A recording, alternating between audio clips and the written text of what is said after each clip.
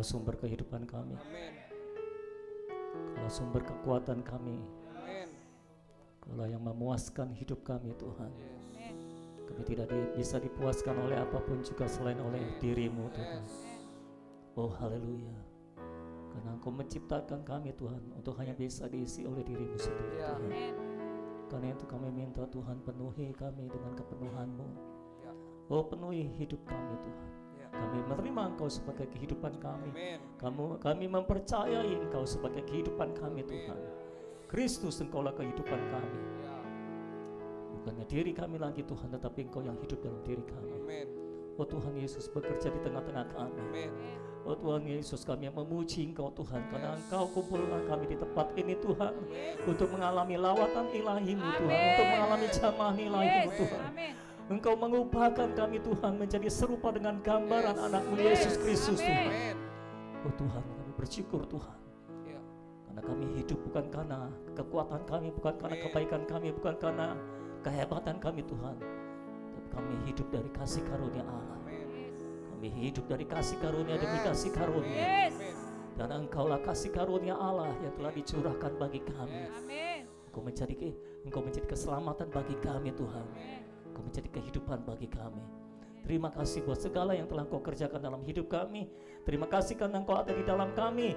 Dan kami terus ingin berada di dalam Engkau Tuhan. Terima kasih Tuhan. Bila kami terus tinggal di dalam-Mu dan Engkau tinggal di dalam kami. Dan kami menghasilkan buah yang banyak, mengekspresikan Kristus lewat kehidupan kami. Amin. Terima kasih Tuhan. Hari ini Tuhan sampaikan firman-Mu. Puaskan kami dengan firman Tuhan. Amin. Hidupkan kami dengan firman Tuhan. Amin. Firman-Mu adalah roh dan hidup. Yes. Penuhi kami dengan firman-Mu. Penuhi kami dengan roh dan hidup-Mu. Yes. Sehingga kami penuh dengan roh dan hidup. Amin. Terima kasih Tuhan. Hidupkan kami dengan firman Tuhan. Yes. Kuatkan kami dengan firman Tuhan. Amin. Ubahkan kami dengan firman Tuhan. Amin. Kenyangkan, puaskan kami dengan firman Tuhan. Amin. Karena firman-Mu adalah makanan bagi kami. Terima kasih Tuhan. Biar kami makan dan minum pada hari ini sepuas-puasnya di dalam Engkau. Roh Kudus bekerja di antara kami, menjamah hidup kami, mengubahkan hidup kami sepenuhnya. Amin. Roh Kudus tolong kami, bukakan hati kami untuk menerima firman Tuhan. Tuhan, siapapun yang hatinya tertutup, Engkau bukakan Tuhan. Yes. Engkau bukakan selaput di mata kami, Engkau bukakan Tuhan. Dan Engkau hancurkan ilah-ilah zaman ini yang menutup mata kami untuk melihat kebenaran ilahi-Mu Tuhan. Biar pada hari ini kebenaran Allah dinyatakan. Amin. Tolong hamba-Mu Tuhan untuk menyampaikan firman Tuhan dan hanya firman Tuhan. Kami berdoa dan kami siap menerima firman Tuhan di dalam nama Tuhan kami yang kami muliakan, yang kami cintai, yang kepadanya kami mengabdi, yaitu nama Tuhan Yesus Kristus. Dan semua kita yang siap benar firman sama-sama kita katakan amin. Haleluya. Haleluya. Haleluya. Haleluya. Haleluya. Haleluya. Haleluya. Silakan duduk. Tuhan Yesus kita ajaib. Tuhan Yesus kita mulia, saudara. Haleluya. Haleluya. Hari ini saya mau menyampaikan firman Tuhan. Saya beri judul manusia di antara dua pohon. Kejadian pasal 2, mari kita buka Alkitab kita. Kejadian pasal 2 ayat 8 sampai ayat 9, lalu ayat 16 dan ayat yang ke-17. Kejadian pasal yang kedua ayat 8 sampai 9, lalu ayat 16 sampai ayat 17. Haleluya. Sudah? Sudah di situ semua? Kejadian 2 ayat 8 sampai ayat yang ke-9, lalu ayat 16 sampai 17. Kyo, tolong monitor saya dikecilin dikit. Monitor. Kejadian pasal 2 ayat 8 sampai 9, lalu ayat 16 sampai ayat 17. Kalau sudah ada di sana, mari kita baca bersama-sama dengan suara yang kuat. 2, 3. Selanjutnya Tuhan Allah membuat taman di Eden di sebelah timur. Disitulah ditempatkannya manusia yang dibentuknya itu.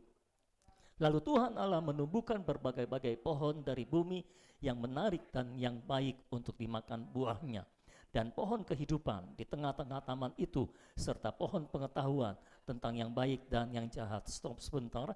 Jadi saudara-saudara, di Taman Eden, Tuhan menciptakan 3 macam pohon. Pertama adalah pohon buah-buahan. Dan pohon buah-buahan tersebar di sekeliling Taman Eden. Hari ini saya khotbah tentang Taman Eden karena dekornya Taman Eden, saudara. Jadi pohon buah-buahan untuk makanan jasmani tersebar di sekeliling Taman Eden. Lalu di tengah taman ada 2 jenis pohon lagi. Yang pertama adalah pohon kehidupan dan yang kedua adalah pohon pengetahuan tentang yang baik dan yang jahat. Jadi ada berapa macam pohon? 3. Yang pertama apa? Pohon buah-buahan untuk makanan jasmani. Lalu yang kedua, dan ada 2 pohon yang ada di tengah taman. Sementara pohon buah-buahan ada di sekitar taman, dan di tengah taman ada 2 pohon. Pertama adalah pohon kehidupan. Yang kedua adalah pohon pengetahuan tentang yang baik dan yang jahat.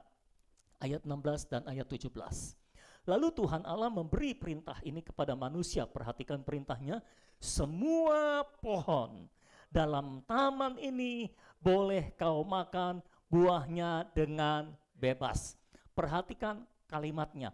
Semua pohon dalam taman ini boleh kau makan buahnya dengan bebas. Tetapi pohon pengetahuan tentang yang baik dan yang jahat itu janganlah kau makan buahnya. Sebab pada hari engkau memakannya pastilah engkau mati. Jadi perintahnya adalah semua pohon dalam taman ini boleh kau makan buahnya dengan bebas. Kecuali 1 pohon yang tidak boleh dimakan, yaitu pohon pengetahuan tentang yang baik dan yang jahat. Kalau dibilang semua pohon boleh dimakan dengan bebas, artinya kan ada 3 macam pohon. 1 pohon yang tidak boleh, 1 jenis pohon yang tidak boleh dimakan, yaitu pohon pengetahuan tentang yang baik dan yang jahat. Artinya semua pohon buah-buahan boleh dimakan dengan bebas, dan pohon kehidupan juga boleh dimakan dengan bebas. Betul ya saudara? Cuma 1 jenis pohon yang tidak boleh dimakan, yaitu pohon pengetahuan tentang yang baik dan yang jahat. Dan ingat, pohon pengetahuan tentang yang baik dan yang jahat dan pohon kehidupan letaknya ada di tengah-tengah taman. Karena ini bicara tentang pusat kehidupan saudara-saudara. Jadi pada hari ini kita akan membahas beberapa poin yang penting mengenai pohon kehidupan dan pohon pengetahuan. Pertama nanti kita akan membahas tentang lambang dari apakah pohon kehidupan dan pohon pengetahuan. Lalu yang kedua nanti kita akan membahas tentang masuknya pohon pengetahuan ke dalam diri manusia. Jadi saya berikan menu makanannya dulu saudara. Lalu yang ketiga kita akan membahas nanti tentang masuknya pohon kehidupan ke dalam diri manusia. Dan yang keempat nanti kita akan membahas akhirnya kembali manusia ada di antara 2 pohon. Yang pertama mari kita membahas tentang lambang dari apakah pohon kehidupan dan pohon pengetahuan. Mengapa kedua pohon ini begitu penting sehingga diletakkan di tengah-tengah taman menjadi pusat perhatian dari manusia.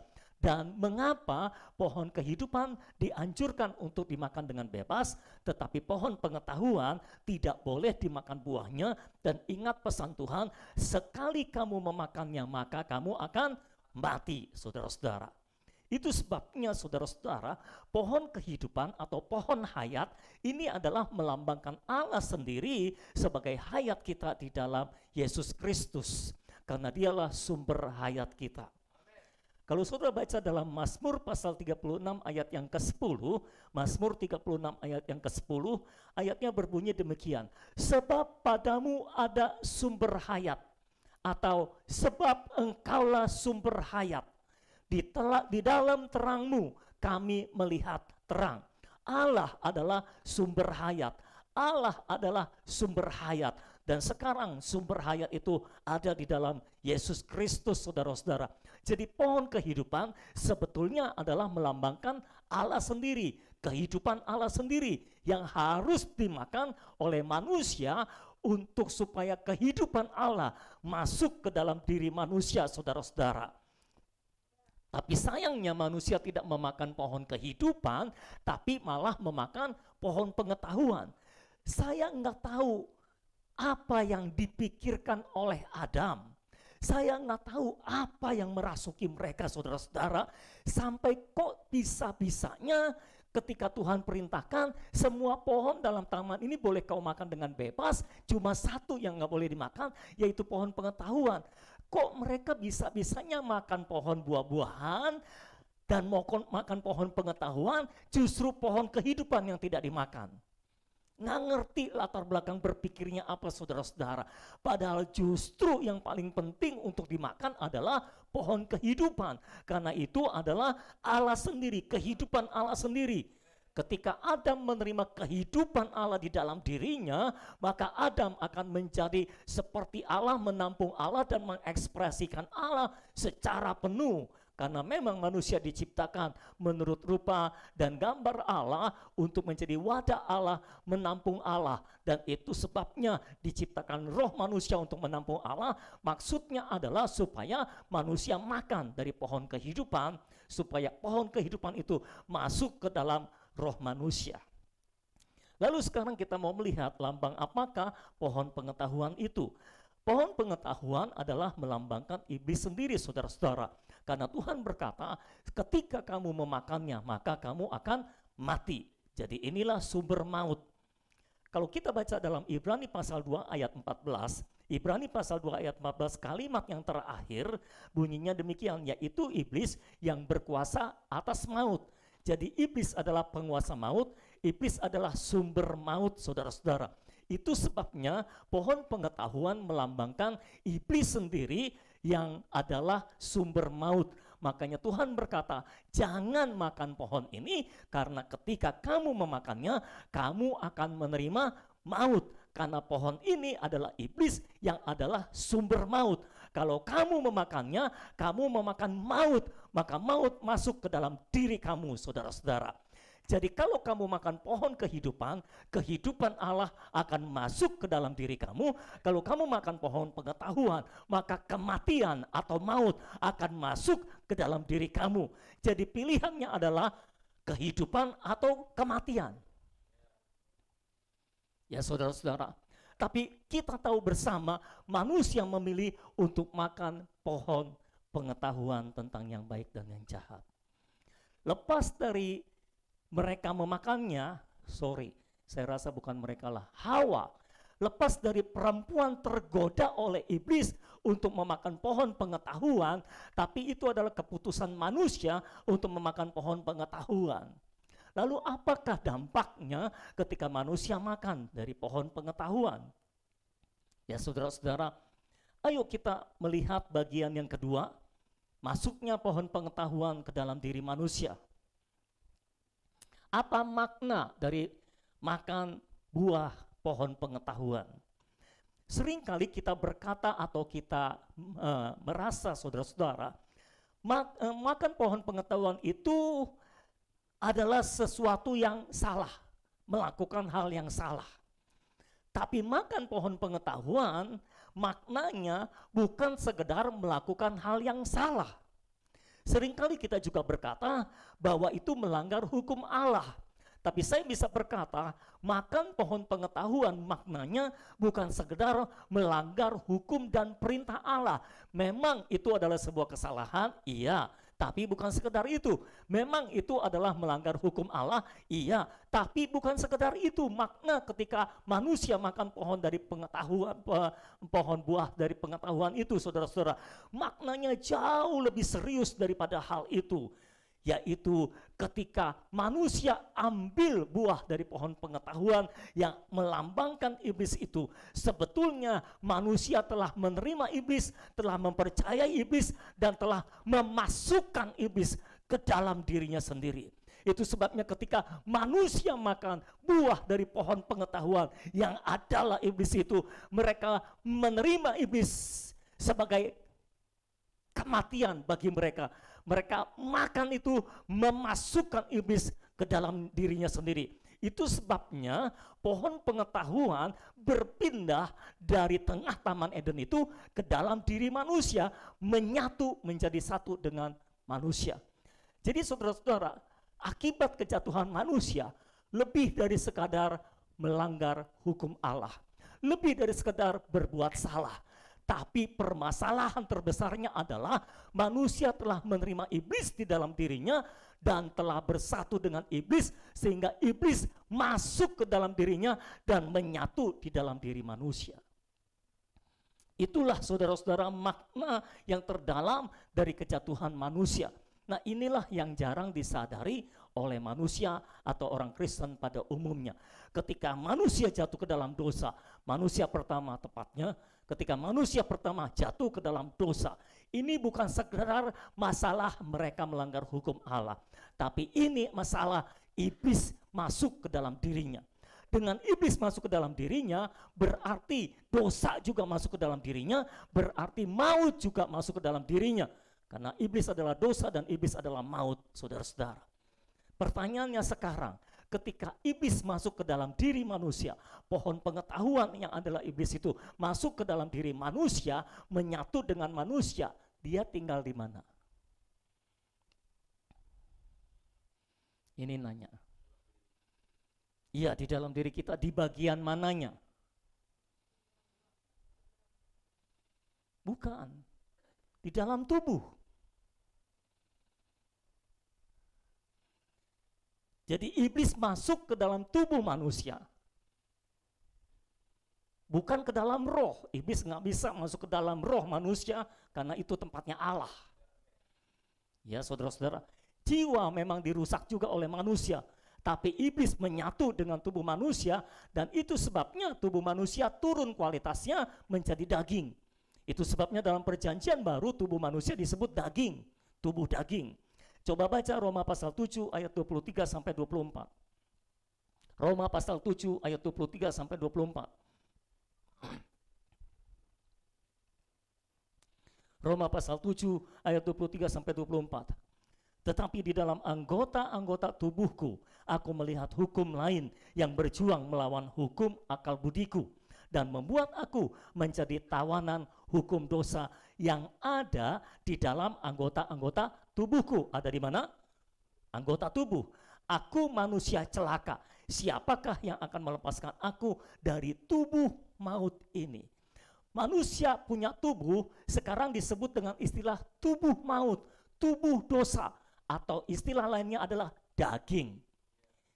Tubuh ini adalah tubuh maut, tubuh dosa. Itu sebabnya dalam Roma pasal 7 Paulus menceritakan tentang usaha manusia, usaha pikiran manusia yang mau berbuat baik.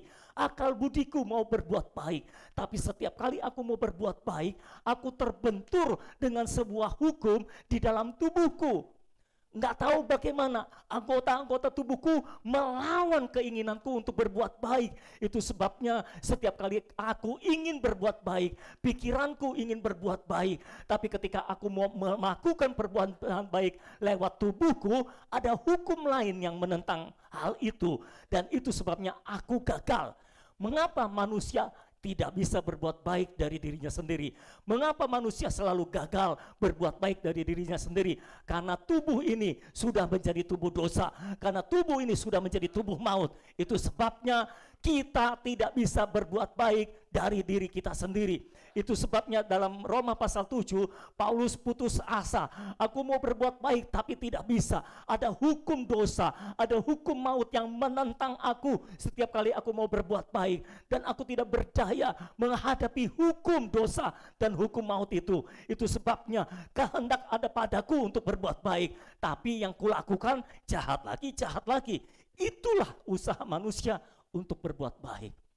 Banyak orang Kristen tidak menyadari bahwa kejatuhan manusia menyebabkan tubuhnya ini bukan lagi seperti yang diciptakan pertama oleh Allah, tapi tubuhnya ini telah menjadi tubuh dosa, telah menjadi tubuh maut, namanya daging dalam perjanjian baru. Dan itu sebabnya setiap kali kita berusaha berbuat baik, daging ini melawan kita untuk berbuat baik. Makanya saudara-saudara, Rasul Paulus berkata, tidak seorang pun bisa berbuat baik. Mau berusaha apa? Yang kamu lawan itu hukum, sebuah hukum. Hukum dosa, hukum maut. Kamu tidak bisa melawan hukum. Nggak bisa. Di dunia ini ada hukum gravitasi. Saudara nggak bisa melawan hukum gravitasi. Apapun yang naik ke atas pasti turun ke bumi, karena ada gaya tarik bumi. Saudara berusaha terbang dengan mengepak-ngepakkan tangan saudara, jatuh juga. Saudara bikin pesawat, cuma bisa beberapa jam di udara, tapi harus mendarat juga. Mengapa? Tidak bisa melawan hukum gravitasi bumi. Kalaupun bisa melawan, cuma beberapa lama, cuma beberapa saat. Itu sebabnya ketika kita berusaha berbuat baik dengan kekuatan kita sendiri, dengan kemanusiaan kita sendiri, saudara-saudara, kita mungkin bisa, tapi cuma beberapa saat, tapi kembali takluk kepada hukum dosa dan hukum maut. Orang yang pemarah berusaha untuk tidak marah, berusaha untuk sabar, tahan-tahan marahnya, tahan-tahan marahnya. Bisa atau tidak? Bisa. Cuma tahan berapa hari. Pada hari yang ketiga dia bangkit dari antara orang mati dan meluapkan semua amarahnya, saudara-saudara. Kita berbuat baik, kita berusaha ramah, kita berusaha melakukan ini, kita melakukan itu. Bisa bertahan, tapi cuma beberapa saat. Tapi setelah itu kita kembali takluk pada hukum dosa dan hukum maut. Itu sebabnya saya menyerukan berulang-ulang dari mimbar ini, engkau tidak bisa berbuat baik dengan kekuatanmu sendiri. Kalau engkau sadar bahwa engkau tinggal di dalam tubuh dosa dan tubuh maut ini, engkau akan sadar betapa engkau harus bergantung kepada Kristus yang ada di dalam roh saudara. Itu sebabnya kalau saudara baca dalam Roma pasal 8, pikiran yang tadinya mau merdeka, mau berusaha sendiri berbuat baik, pikiran menyerah dan bersandar kepada roh. Itu sebabnya dikatakan pikiran ditaruh tidak di atas roh. Pikiran memikirkan perkara-perkara yang dari roh. Dan ketika pikiran bersandar kepada roh, ketika pikiran tidak berusaha merdeka, tidak berusaha dengan sendiri berbuat baik, tapi bersandar di dalam roh, di mana ada Kristus di dalamnya, di mana ada Roh Kudus di dalamnya, saudara-saudara, maka pikiran kita yang ada di dalam roh, yang sedang bersandar di dalam roh, yang ada di atas roh itu, yang diletakkan di dalam roh itu, menemukan hukum yang lain selain hukum dosa dan hukum maut. Ternyata di dalam tubuh kita menemukan hukum dosa dan hukum maut yang selalu menentang kita untuk berkenan kepada Allah, untuk melakukan segala sesuatu yang berkenan kepada Allah. Tetapi ketika kita bersandar di dalam roh, kita melihat hukum yang lain, yaitu hukum roh kehidupan. Dan hukum roh kehidupan itu jauh lebih kuat, jauh lebih dahsyat daripada hukum dosa dan maut. Itu sebabnya Tuhan berkata, engkau tidak lagi dikuasai oleh dosa dan maut, karena engkau tidak berada dalam hukum dosa dan hukum maut. Engkau berada di dalam hukum roh kehidupan. Itu sebabnya saudara-saudara, saudara harus memahami dasar Alkitab ini supaya saudara menjadi orang Kristen yang benar. Bukan orang Kristen yang sama dengan orang yang beragama lain, saudara-saudara.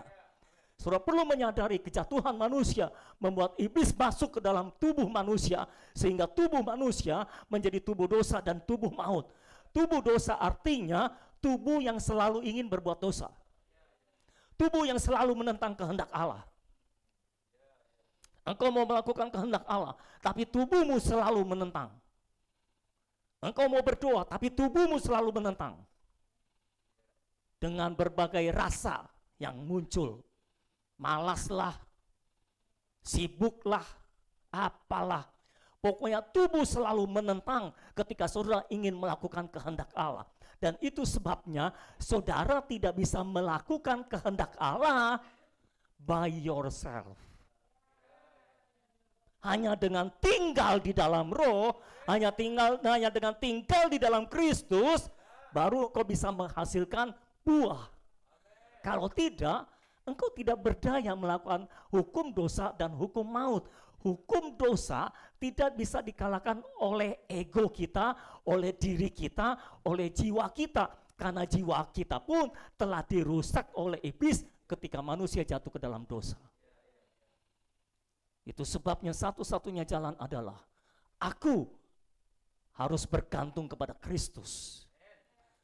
Supaya hukum dosa itu dikalahkan oleh hukum roh kehidupan yang ada di dalam Kristus Yesus. Ya saudara-saudara, jadi tubuh kita ini bersifat iblis dan menakutkan. Karena iblis memang tinggal di dalam tubuh kita. Jadi iblis setelah manusia jatuh ke dalam dosa, Iblis tidak lagi ada di Taman Eden, iblis tidak lagi ada di luar manusia, tapi iblis ada di dalam manusia. Dan semua keturunan Adam mewarisi itu. Karena ingat, di hadapan Tuhan manusia itu cuma dua, manusia pertama dan manusia terakhir. Itu sebabnya semua manusia di dunia ini cuma ada dua. Kalau tidak mengikut manusia pertama, pasti mengikut manusia terakhir. Keturunan Adam atau keturunan Kristus. Apakah saudara keturunan Kristus? Saya harap begitu. Saudara bukan keturunan Adam. Kalau saudara keturunan Adam, saudara akan mengikuti jejaknya Adam. Tapi kalau saudara keturunan Kristus, manusia terakhir, maka saudara akan mengikuti jejaknya Kristus. Itu sebabnya saudara-saudara harus paham hal ini, bahwa tubuh kita tidak bisa diharapkan lagi, karena itu Alkitab menyebut tubuh kita ini tubuh daging. Makanya jangan hidup dalam daging, kata Tuhan. Dan yang namanya tubuh dosa, kecenderungannya cuma untuk berbuat dosa, cuma untuk melawan Allah, cuma untuk menentang Allah, cuma untuk menentang persekutuan dengan Allah, atau melawan kehendak Allah. Saudara boleh melakukan kebaikan apa saja, tapi semua kebaikan yang kau lakukan pada akhirnya akan melawan Allah. Karena engkau bergantung pada hukum dosa dan hukum maut. Engkau takluk kepada hukum dosa dan hukum maut, saudara-saudara. Ya saudara, jadi tubuh kita disebut tubuh daging. Dan semua hawa nafsu berada di dalam tubuh daging. Itu sebabnya pada Kejadian pasal 6, Alkitab mengatakan kecenderungan manusia semata-mata berbuat jahat. Dan itu sebabnya Tuhan memusnahkan semua manusia dengan air bah pada zaman itu. Hanya satu keluarga yang diselamatkan, yaitu keluarga Nuh. Tetapi sebaik apapun Nuh, dia tetap masih keturunan Adam pada saat itu. Hanya dia menerima kasih karunia Allah, saudara-saudara. Dan pada akhirnya dari keturunan Nuh juga menghasilkan keturunan-keturunan yang benar dan yang jahat, saudara-saudara. Jadi iblis sekarang berada di mana? Di dalam tubuh manusia. Iblis tidak berada di luar manusia, iblis berada di dalam tubuh manusia. Itu sebabnya iblis bekerja di dalam tubuh manusia, mengganggu jiwa manusia, supaya dengan maksud bisa mengganggu rohnya juga. Semua gangguan dalam jiwa saudara dilemparkan oleh iblis dari tubuh saudara. Semuanya, ya saudara. Dari tubuh saudara, dia menyerang jiwa saudara, menekan jiwa saudara, dan pada akhirnya tujuan akhirnya adalah menekan roh saudara, supaya roh saudara tidak bangkit di dalam kuasa roh. Jadi dengan demikian iblis merasa bergembira dan bangga, karena dia merasa dia telah berhasil merebut manusia, dan sekarang sudah menguasai manusia, berada di dalam manusia. Tapi tunggu dulu, Tuhan belum selesai. Tuhan masih bekerja. Jadi itu belum endingnya, saudara-saudara. Yang ketiga, ayo kita bahas mengenai masuknya pohon kehidupan ke dalam diri manusia. Jadi saudara perlu ketahui, keadaannya sekarang adalah pohon pengetahuan yang adalah iblis itu telah berada di dalam diri manusia. Tetapi Allah yang adalah pohon kehidupan masih berada di luar manusia. Lalu bagaimana jalan keluarnya? Seolah-olah iblis menang dan Allah kalah, saudara-saudara. Bagaimana jalan keluarnya? Tuhan membuat jalan keluar yang luar biasa. Dan inilah adalah jalan keluar satu-satunya, dan jalan keluar yang apa namanya? Yang utuh, yang menyeluruh. Apa itu? Holistik, gitu kira-kira saudara bahasanya. Melalui apa? Melalui inkarnasi dan salib Kristus. Jadi inkarnasi dan salib Kristus adalah jalan keluar dari kejatuhan manusia. Coba kita baca Roma pasal 8 ayat yang ketiga. Roma pasal 8 ayat yang ketiga. Sebab apa yang tidak mungkin dilakukan hukum Taurat karena tak berdaya oleh daging. Jadi maksudnya adalah manusia berusaha melakukan hukum Taurat.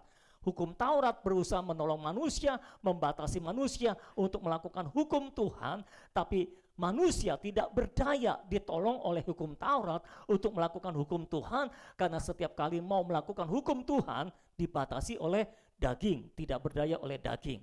Sebab apa yang tidak mungkin dilakukan hukum Taurat karena tak berdaya oleh daging, telah dilakukan oleh Allah. Jadi telah dilakukan oleh Allah. Bagaimana caranya?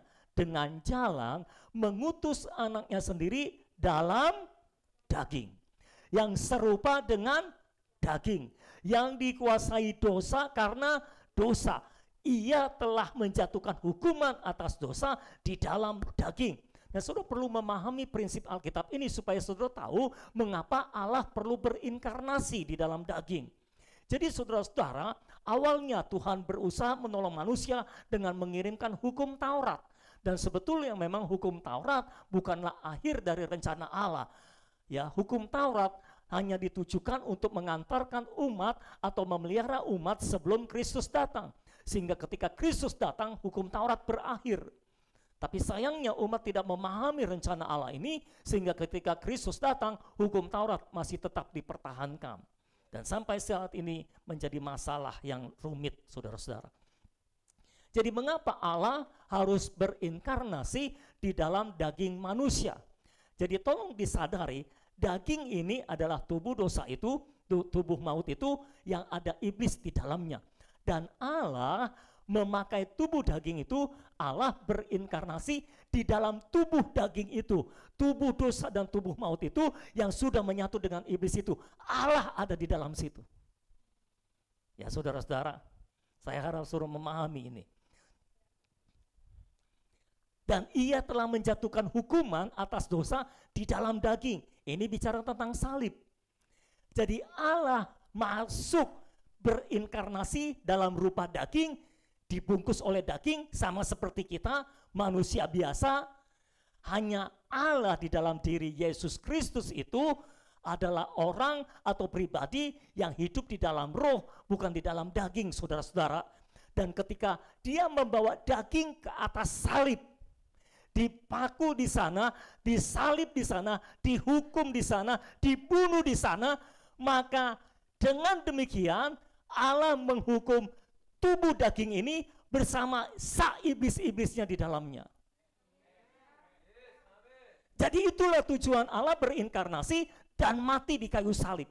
Supaya dia bisa membawa daging yang dikuasai oleh iblis ini ke atas salib, dihukum, dibunuh di sana.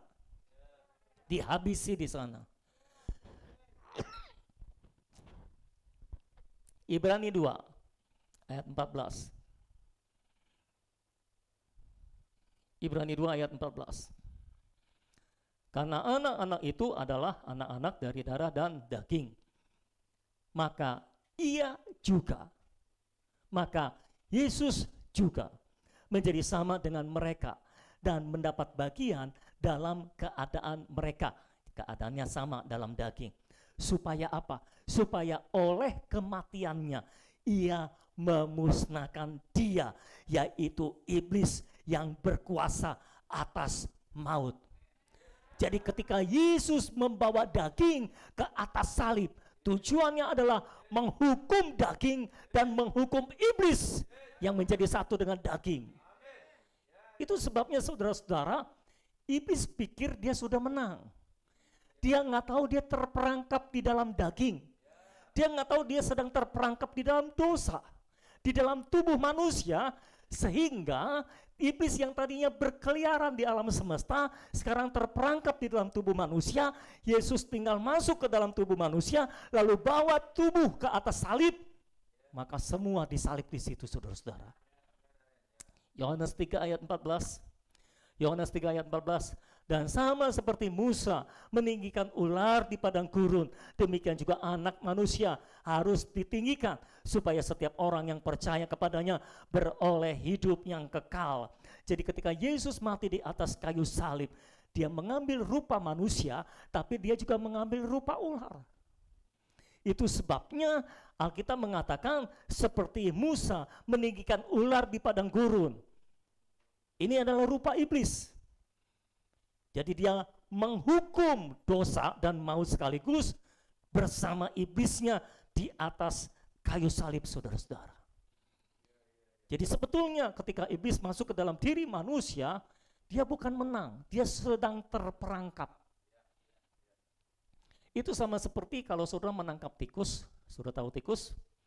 Selama tikus berkeliaran di dalam rumah agak sulit menangkapnya. Ya, masa saudara mau kejar-kejar tikus? Lalu gantian saudara yang dikejar-kejar tikus, kan nggak lucu saudara. Ya. Nanti saudara teriak, nanti tikus yang teriak. Nggak tahu teriakan tikus kayak gimana sih. Tapi sangat sulit menangkap iblis ketika dia berkeliaran di dalam rumah. Lalu saudara beli perangkap tikus. Tahu kan perangkap tikus? Kalau yang zaman jadul itu dari kawat-kawat itu, lalu dikasih umpan di dalamnya. Katakanlah dikasih apa? Ikan asin ya, bukan perkedel ya. Oke, ikan asin. Tikus doyan ikan asin ya. Oh. Ikan gabus ya. Terlalu mahal ikan gabus. Kasih ikan asin yang murah lah ya. Kasih umpan ikan asin yang murah di dalam perangkap tikus itu, lalu karena mencium bau ikan asin yang aduhai, tikus masuk ke dalamnya, dan ketika tikus berusaha menggait ikan asin itu, perangkap tertutup. Ceklek, dia tertutup. Dia mau lari nggak bisa. Nah, kalau sudah ada dalam perangkap, dibunuhnya gampang. Gimana caranya? Bakar. Oke, ada yang dibakar. Ada yang disiram pakai air panas. Direbus. Dipanggang. Ada yang ditusuk langsung begitu saudara. Tergantung cara membunuh tikus orang beda-beda. Tergantung latar belakang budaya masing-masing.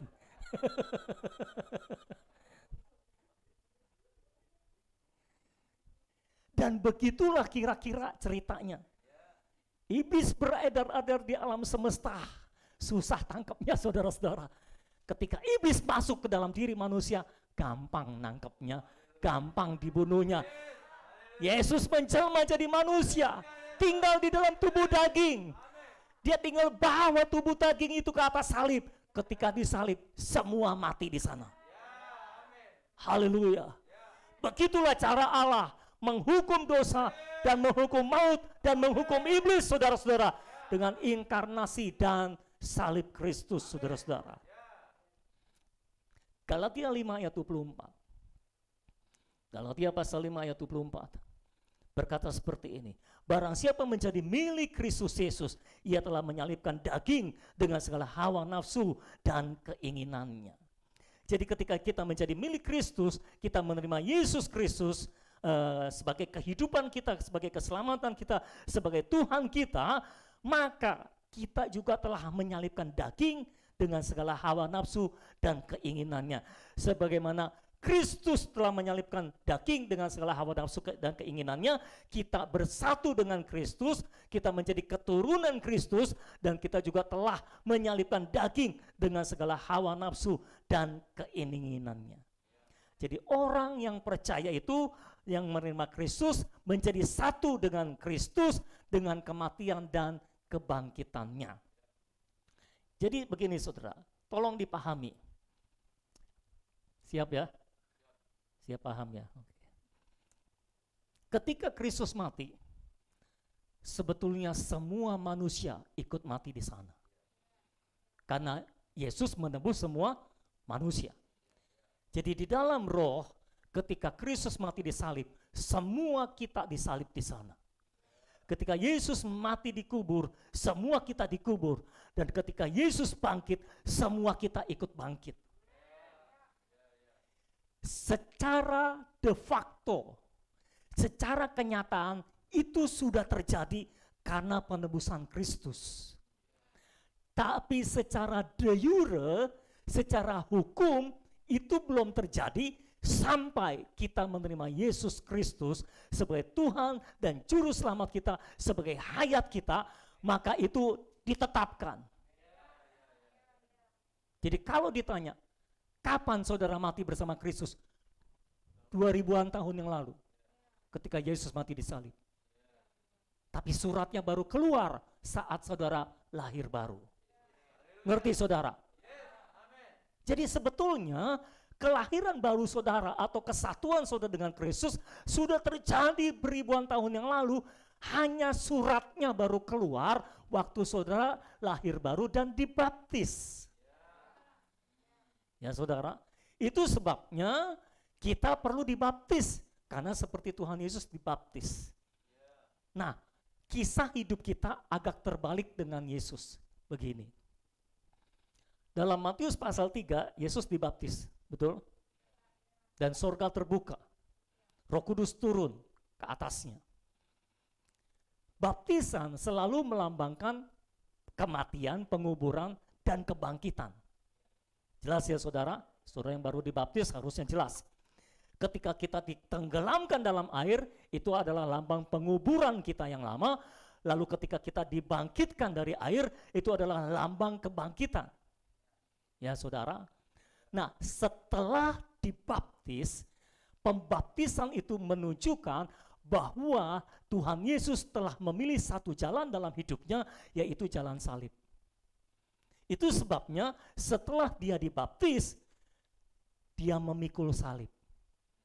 Dia melalui jalan salib dan dia menuju jalan salib. Jadi Kristus dibaptis dulu, memikul salib, baru disalib. Terakhirnya disalibkan. Jelas semuanya? Kristus dibaptis dulu, lahirnya nggak usah ya. Lahir kan 2 minggu lagi kita rayakan. Kristus, jadi lahirnya nggak usah dibahas sekarang maksudnya. Kristus dibaptis dulu, memikul salib, melalui jalan salib, memikul salib, baru disalib. Kita kisah hidupnya terbalik. Kita disalib dulu bersama Kristus, baru dibaptis, baru memikul salib. Selamat siang semua. Suruh paham nggak nih yang saya sampaikan? Saya ulangi. Kristus dibaptis dulu, setelah dibaptis, dia memikul salib sepanjang hidupnya, dia melakukan kehendak Allah dan mengorbankan apa saja yang dia miliki untuk menyelesaikan kehendak Allah. Dia memikul salib, dia mengorbankan semuanya demi melakukan kehendak Allah. Memikul salib, dia melalui jalan salib, baru dia disalib. Kehidupan kekristenan kita terbalik dengan Tuhan Yesus. Kita disalib dulu bersama dengan Yesus. Betul? Ketika Kristus disalib, kita disalib bersama dengan dia. Ketika dia dikubur, kita ikut dikubur bersama dengan dia. Dan ketika dia bangkit, kita ikut bangkit bersama dengan dia. Kita disalib dulu, baru dibaptis, baru memikul salib. Makanya Yesus bilang, kalau kamu mau ikut aku, sangkal dirimu, pikul salibmu setiap hari. Jadi setelah kita dibaptis, itu adalah jalan salib buat kita. Itu adalah kesempatan kita, atau itu adalah kehidupan kita, cara hidup kita yang harus memikul salib. Nah, orang Kristen nggak tahu kebenaran ini, jadi mereka setelah dibaptis hidup seenak-enaknya. Harusnya setelah kita dibaptis, itu adalah jalan salib buat kita. Itu adalah menyangkal diri dan memikul salib. Nah, kita bukan yang menyangkal diri dan memikul salib, malah membesar-besarkan diri dan membuang salib. Orang Kristen salib bukannya dipikul, malah ditaruh di rantai.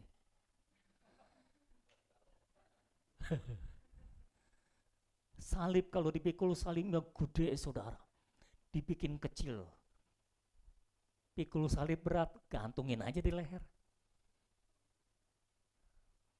Aku pikul salib kemana-mana. Itu bukan pikul salib, itu pakai kalung. Salib yang seharusnya kita pikul yang berat itu, kita bikin kecil supaya kita menghindari pikul salib. Nah, itu sebabnya saudara-saudara, jalan yang ditentukan bagi orang Kristen adalah jalan salib. Terima kasih untuk 1 iya dan 2 iya. Dan yang lainnya. Jadi jalan kekristenan adalah jalan salib. Jalan salib. Maafkan saya. Jalan kekristenan adalah jalan salib, bukan jalan berkat. Tapi kalau engkau memikul salib, Kalau engkau mengambil jalan salib, engkau akan berakhir dengan kemuliaan. Tiada kemuliaan tanpa salib. Kalau saudara tidak memikul salibmu setiap hari, tidak ada kemuliaan yang akan menaungi hidup saudara. Begitulah seharusnya kehidupan Kristen. Setelah kita dibaptis, seharusnya kita melalui jalan salib. Ya saudara, kita sudah disalib bersama Kristus, dan sekarang waktunya kita pikul salib. Karena kita harus melalui jalan yang sama dengan guru kita. Kita harus melalui jalan yang sama dengan Tuhan kita. Bagaimana mungkin kita berkata kita pengikut Kristus, tapi kita berada di jalan yang berbeda dengan Tuhan kita? Nggak mungkin. Kalau saudara ikut saya, saudara terus akan ada di jalan yang sama dengan saya, betul? Kalau saudara ada di jalan yang berbeda dengan saya, artinya saudara bukan ikut saya. Ya, kalau saudara ikut Yesus, saudara akan melalui jalan yang sama dengan Yesus. Kalau Yesus melalui jalan salib, maka kita juga melalui jalan salib. Ya saudara. Roma 6 ayat 3-4. Roma 6 ayat 3-4. Atau tidak tahukah kamu bahwa kita semua yang telah dibaptis dalam Kristus telah dibaptis dalam kematiannya. Dengan demikian kita telah dikuburkan bersama-sama dengan Dia oleh baptisan dalam kematian, supaya sama seperti Kristus telah dibangkitkan dari antara orang mati oleh kemuliaan Bapa, demikian juga kita akan hidup dalam hidup yang baru. Dengan kata lain, saudara tidak akan bisa menjalani hidup yang baru tanpa salib. Paham saudara? Tidak ada seorang pun orang Kristen yang bisa memasuki kemuliaan tanpa memikul salib. Yang bisa hidup dalam hidup yang baru tanpa memikul salib. Nggak ada. Nggak ada. Serius nggak ada.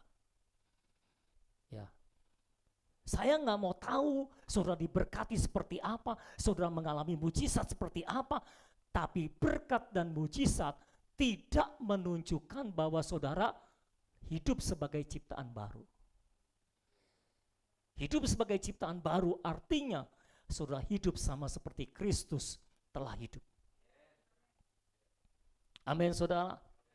Nah sekarang ayo kita bahas tentang manusia di antara dua pohon. Jadi saya ulangi, kejatuhan membuat pohon pengetahuan yang adalah iblis itu masuk ke dalam diri manusia. Di bagian mananya? Di bagian mananya? Kok saudara? Ayo saya ulangi. Kejatuhan membuat pohon pengetahuan yang ada di tengah Taman Eden itu, yang adalah lambang iblis, masuk ke dalam diri manusia. Ada di bagian mana? Tubuh. Jadi di dalam tubuh saudara ada pohon pengetahuan, yaitu iblis sendiri, ya saudara. Lalu keselamatan, kita menerima Yesus lahir baru, membuat pohon kehidupan yang adalah Allah di dalam Kristus itu masuk ke dalam diri manusia. Waktu kita terima Yesus, Yesus masuk ke dalam diri kita. Masuk ke bagian mana? Rohnya. Betul? Saudara harus memahami persis di mana keberadaan iblis dan di mana keberadaan Yesus, supaya saudara nggak terbalik-balik. Oke, iblis sudah masuk ke dalam diri manusia, ada di bagian mana? Tubuh. Makanya tubuh kita disebut tubuh dosa, tubuh maut atau daging. Janganlah mengikuti keinginan daging, kata Rasul, ya kan? Maksudnya jangan hidup menurut daging, jangan hidup menurut tubuh daging kita itu. Lalu saudara-saudara, Kristus yang telah mati dan bangkit untuk kita, lalu kita percaya pada penebusannya, kita percaya pada inkarnasi dan penebusannya untuk menebus hidup kita, dan ketika kita menerima Dia, Dia masuk ke dalam hidup kita, masuk ke dalam roh kita. Jadi saudara-saudara, penebusan Kristus membuat posisi kita dikembalikan ke tempat semula seperti di Taman Eden. Kita ada di antara dua pohon. Pohon pengetahuan dan pohon kehidupan. Pohon pengetahuan ada di dalam tubuh kita dan pohon kehidupan ada di dalam roh kita. Dan sehari-hari hidup kita dikembalikan ke posisi Taman Eden. Saudara harus memilih sehari-hari. Saudara mau makan yang mana? Pohon pengetahuan atau pohon kehidupan? Jadi saudara-saudara, saudara tidak ada alasan lagi, aku begini gara-gara Adam. Karena Kristus, Adam terakhir, telah mengembalikan posisi saudara kembali seperti semula diciptakan oleh Allah. Saudara ada di Taman Eden kembali, di mana saudara harus berhadapan dengan dua pohon.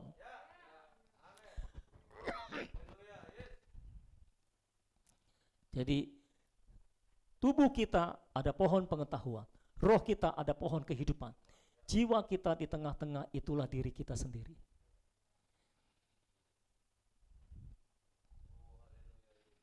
Jiwa ditarik oleh daging untuk mengikuti keinginan daging. Dan karena jiwa sudah lama bersatu dengan daging, maka kecenderungan jiwa adalah mengikuti daging.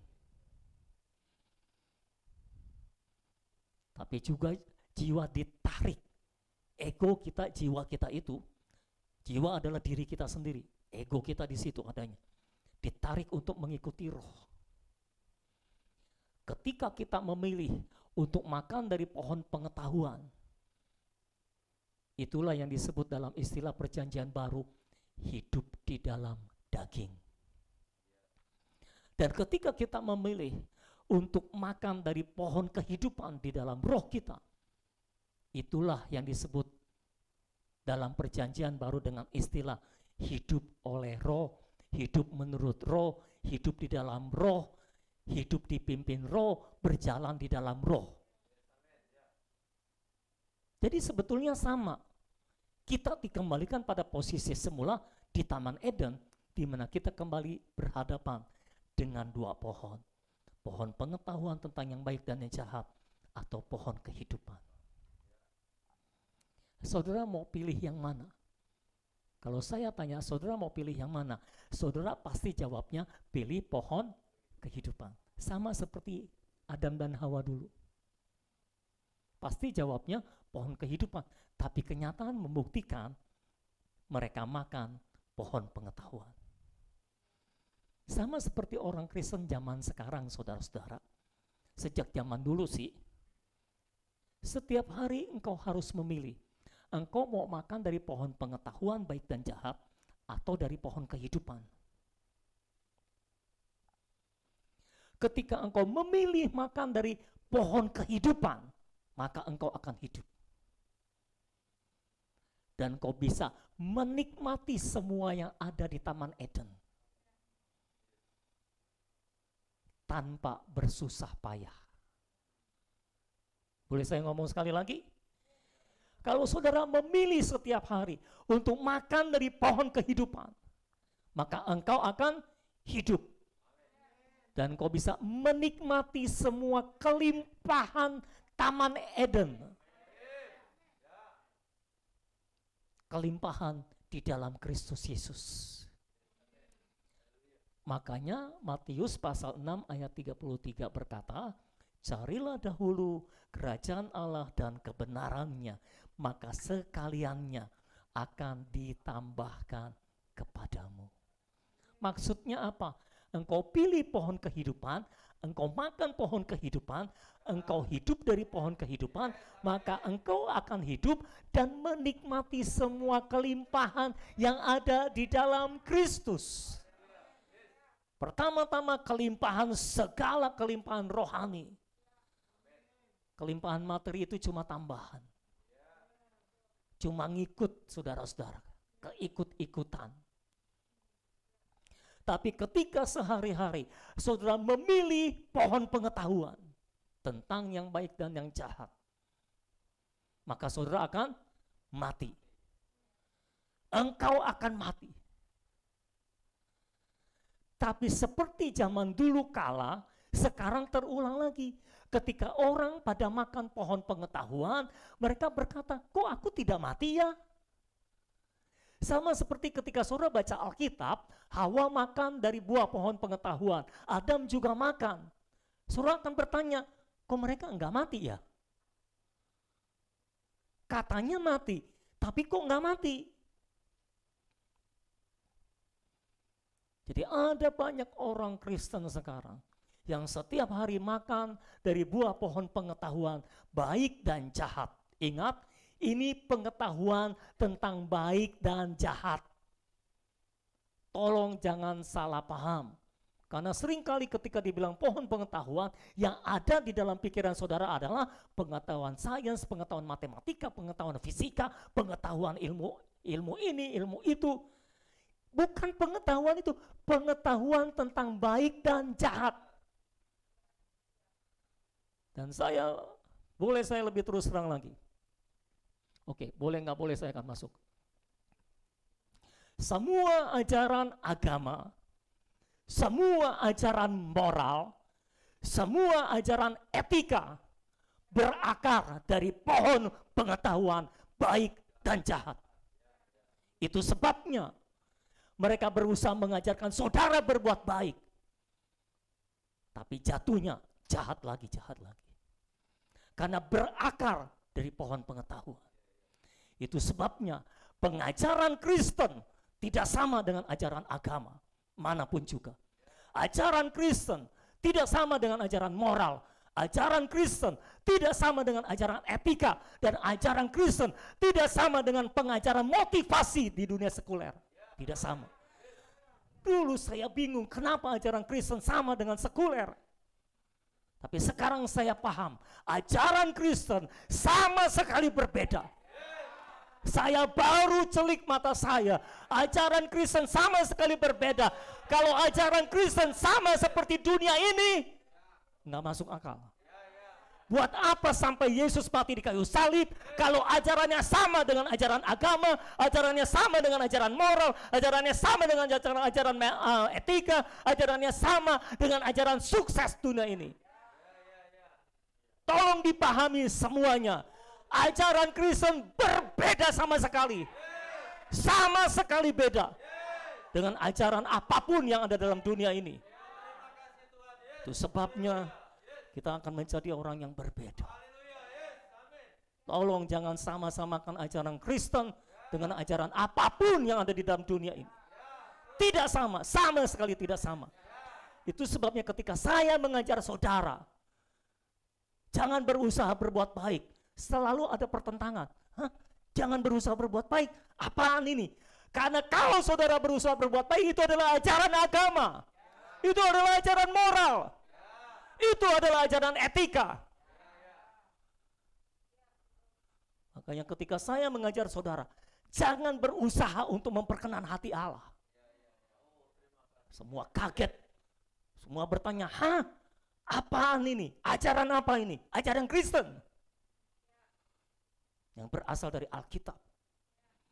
Selama saudara masih terus berusaha berbuat baik, berusaha memperkenan hati Allah, saudara nggak bisa hidup dari kehidupan Kristus. Karena saudara akan terus berusaha dengan kekuatanmu sendiri, engkau akan terus berusaha dari kehidupanmu sendiri, dan engkau tidak menyerap dari Kristus. Makanya saya bilang, pusat ajaran Kristen atau pusat ekonomi Allah itu ada di dalam Yohanes pasal 15 tentang perumpamaan pokok anggur yang benar. Ya saudara, sekali lagi saya tegaskan, tugas kita bukan berusaha berbuah. Jelas saudara? Tugas kita bukan berusaha memperkenan Allah, bukan berusaha menghasilkan kebaikan. Tugas kita adalah menyerap dari pokok anggur. Tugas kita adalah tinggal di dalam pokok anggur dan menyerap semua intisari kehidupan dari sang pokok anggur. Sehingga pada akhirnya kita akan menghasilkan buah bukan dari usaha kita pribadi, tapi dari hasil persekutuan dengan Tuhan, dari hasil melekat dengan Tuhan, dari hasil tinggal di dalam Kristus, menyerap seluruh intisari kehidupan Allah dari Kristus. Sehingga gambar Kristus tercetak dalam diri kita dan muncul dari hidup kita. Begitulah caranya jadi orang Kristen. Bukan dengan cara-cara dunia ini, bukan dengan cara agamawi. Ya saudara yang dikasih oleh Tuhan.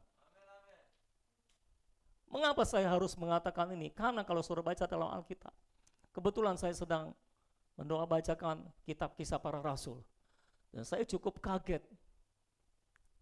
Untuk kesekian kalinya saya membaca Kisah Para Rasul, tapi kali ini saya banyak dibukakan hal-hal yang berbeda, saudara-saudara. Gereja pertama dimulai di Yerusalem, betul? Dimulai oleh para rasul. Tapi saudara tahu, yang menjadi gereja patokan perjanjian baru bukanlah gereja Yerusalem. Kenapa? Karena gereja Yerusalem gagal melepaskan diri dari hukum Musa, dari hukum Taurat Musa, dari budaya agama Yahudi. Mereka terus mau menjadi Kristen, percaya Kristus plus agama Yahudi. Dan itu sebabnya Paulus dipilih oleh Allah, dibangkitkan oleh Allah untuk menegakkan ekonomi perjanjian baru Allah, untuk menegakkan ekonomi Allah. Itu sebabnya kalau saudara baca dalam Alkitab, Paulus paling menentang hukum Taurat. Padahal dia berasal dari garis keras hukum Taurat. Karena dia menyadari betul betapa ini agama lama mereka menghalangi ekonomi perjanjian baru Allah. Itu sebabnya semua usaha Paulus dia tujukan untuk menegakkan ekonomi Allah, saudara-saudara. Dan kalau saudara tahu, terakhir kisah perjalanan misinya yang terakhir, dia itu buru-buru ke Yerusalem, saudara. Dan saudara tahu, beberapa anggota tubuh Kristus yang lainnya sudah mengatakan kepada dia, jangan pergi ke sana. Tapi dia ngotot pergi ke sana. Dan dia sendiri mengatakan, Roh Kudus sudah menyatakan kepada dia bahwa penjara dan sengsara menanti aku di sana. Lalu ada beberapa nabi yang datang dan memberitahu dia juga. Ada salah satu namanya Nabi Agabus. Dia ambil ikat pinggang Paulus, lalu dia ikatkan kakinya dengan ikat pinggang itu. Lalu dia berkata, yang punya ikat pinggang ini akan mengalami ini, diikat, ditawan. Dan karena nubuatan itu, beberapa saudara menasihati Rasul Paulus, jangan pergi ke Yerusalem. Tapi Paulus tetap mau pergi ke Yerusalem. Ini bukan baik ya, saya nggak bilang ini baik. Karena seharusnya dia mendengarkan anggota tubuh Kristus yang lain. Karena kalau saudara memahami hukum tubuh, saudara akan tahu, kalau saudara dibenarkan tubuh, saudara benar. Kalau saudara disalahkan tubuh, saudara salah. Itu hukum tubuh. Orang yang tidak memahami tentang tubuh Kristus berjalan seenak-enaknya. Tubuh Kristus sudah bilang jangan, dia tetap jalan. Itu menyalahi hukum tubuh. Karena Yesus sendiri berkata, kalau dua orang bilang kamu salah, kamu salah. Kalau anggota tubuh bilang seperti itu. Harusnya Paulus mendengar. Tapi mengapa dia tetap ngotot pergi ke Yerusalem walaupun dia tahu dia akan sengsara di sana. Dan secara insting ketika dia berpisah dengan jemaat di Efesus, dia berkata mungkin kamu tidak akan melihat aku lagi. Jadi dia sudah merasa dalam rohnya bahwa dia akan mati martir. Saudara-saudara. Jadi kita tidak akan bertemu lagi. Makanya di dalam Kisah Rasul 20 perpisahan dengan jemaat di Efesus, aduh mereka nangis bombay, saudara. Berduka karena Paulus berkata, mungkin kita tidak berjumpa lagi. Paulus dipelukin, diciumin sebelum pisah, saudara. Maklum orang sudah enggak ketemu lagi, saudara. Ya. Jadi begitu disayang. Kalau masih ketemu mah enggak disayang. Enggak, ini bukan curhat, enggak. Asal ngomong aja. Dan setelah akhirnya Paulus tetap pergi ke Yerusalem. Dan kemungkinan besar, mengapa dia tetap ngotot pergi ke Yerusalem? Dalam pikirannya, dia punya satu tujuan. Dia ingin menegakkan ekonomi perjanjian baru Allah yang telah dirusak oleh hukum Taurat. Karena seringkali dia mengabarkan berita Injil yang murni tanpa hukum Taurat. Lalu beberapa orang Yahudi datang ke situ dan memberitakan Taurat. Memberitakan mereka harus disunat. Jadi kemungkinan besar mengapa Rasul Paulus ngotot untuk pergi ke Yerusalem adalah dia mau pergi ke pusat agama Yahudinya dan meruntuhkan itu di sana, berhadapan dengan para rasul dan penatua di sana. Sepertinya itu tujuan Rasul Paulus, dia ngotot ke Yerusalem walaupun dengan resiko dia mati di sana atau menderita di sana. Dia pergi ke sana dengan tujuan seperti itu rasanya, saudara-saudara. Lalu, dalam tanda kutip, belum dia bekerja apa-apa, dia ditangkap, dia dianiaya. Nggak bisa lagi. Tetapi justru karena dia ditangkap, dia dianiaya, dimasukkan penjara. Di dalam penjara, dia menulis surat-surat terakhirnya, menjadi surat-surat kiriman yang sekarang menjadi Alkitab kita, saudara-saudara. Dan dalam surat-surat kiriman itulah dia menegakkan tentang ekonomi perjanjian baru Allah. Mengapa Tuhan menghambat pekerjaan Paulus di Yerusalem? Kemungkinan karena Yerusalem sudah tidak bisa ditolong lagi. Kalaupun Rasul Paulus berusaha di sana, mereka tidak akan menerimanya. Karena baru saja Rasul Paulus datang, ketemu dengan Yakobus, salah satu pemimpin penatua di Yerusalem. Ini Yakobus, saudaranya Yesus. Mereka sudah berkata, kamu memberitakan di mana-mana semua tidak boleh lagi hukum Taurat, semua harus melepaskan hukum Musa, hukum Taurat. Nanti orang Yahudi gimana-gimana, coba kamu harus bernasar dan sebagainya untuk mengentertain orang-orang Yahudi yang masih mau memelihara hukum Taurat. Dan sejenak Paulus mengikuti sarannya Yakobus, saudara-saudara. Tapi dalam hati Paulus, dia terpanggil untuk menegakkan ekonomi Allah dalam perjanjian barunya. Itu sebabnya pada akhirnya dia tidak sempat mengkonfrontasi para rasul itu dan para penatua di Yerusalem, saudara-saudara. Kita tahu Rasul Paulus adalah orang yang sangat berani. Tapi pada akhirnya Tuhan memberikan jalan buat dia untuk tetap menegakkan ekonomi Allah, ekonomi perjanjian baru Allah, dengan menulis surat-surat kiriman dari dalam penjara, dari dalam tahanan. Kadang-kadang dia ditahan di penjara, kadang-kadang dia ditahan di rumah, tahanan rumah. Dan dia habiskan sisa-sisa hidupnya itu untuk menulis surat-surat sisanya, surat-surat kiriman yang sekarang kita baca. Galatia salah satunya. Dia mengutuk keras orang-orang yang mengajarkan Taurat di sana. Kalau saudara memahami Alkitab secara seperti itu, saudara akan tahu betapa ngototnya Rasul Paulus menentang Taurat itu. Dan saya harap sekarang juga saudara paham mengapa saya menentang itu.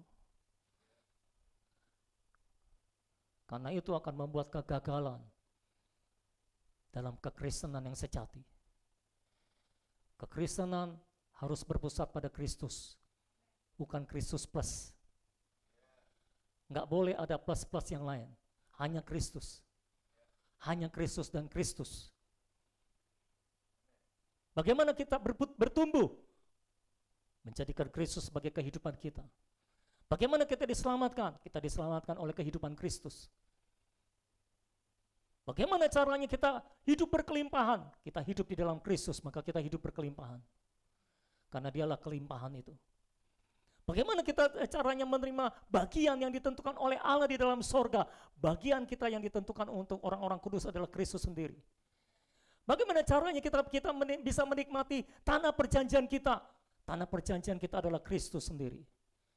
Bagaimana kita bisa masuk ke masa perhentian, ke hari perhentian, ke tempat perhentian kita? Tempat perhentian kita adalah Kristus sendiri. Ayo, mau apa?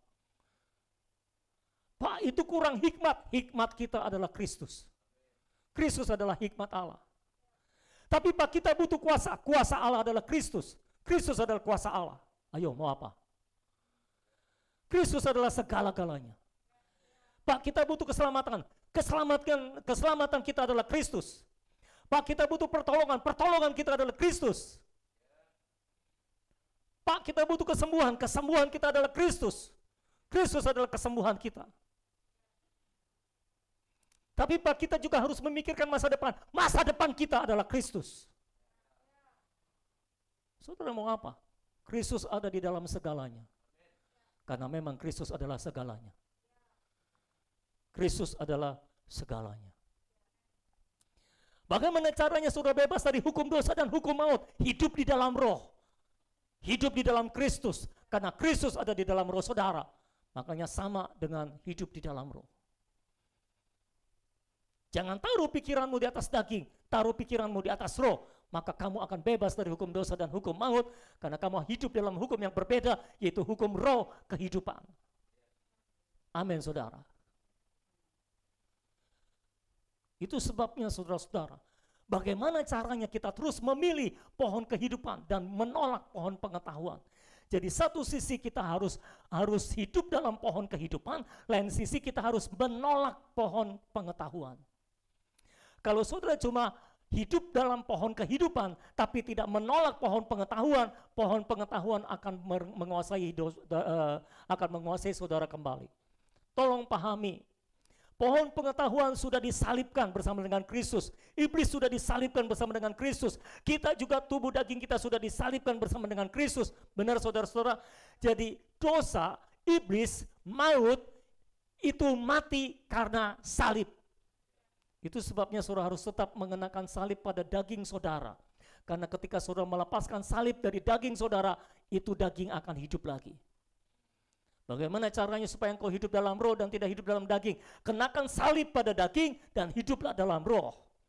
Satu sisi secara negatif engkau harus menolak daging, engkau harus menyalibkan daging dengan segala hawa nafsu dan keinginannya, dan lain sisi engkau harus hidup dalam roh. Saudara nggak bisa cuma menyalibkan daging tapi tidak hidup dalam roh. Harus kedua-duanya. Secara negatif saudara harus menyalibkan daging, secara positif saudara harus hidup dalam roh. Hidup berdasarkan tuntunan roh. Hidup berdasarkan Kristus yang ada di dalam roh kita. Itulah kekristenan. Itulah kekristenan. Karena jika kita tidak menerapkan salib pada daging kita biarkan dia hidup lagi, maka iblis akan kembali berkuasa dalam hidup saudara.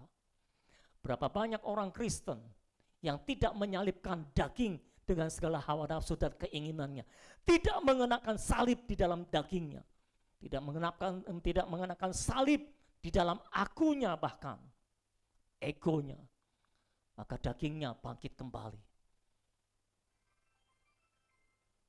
Haleluya.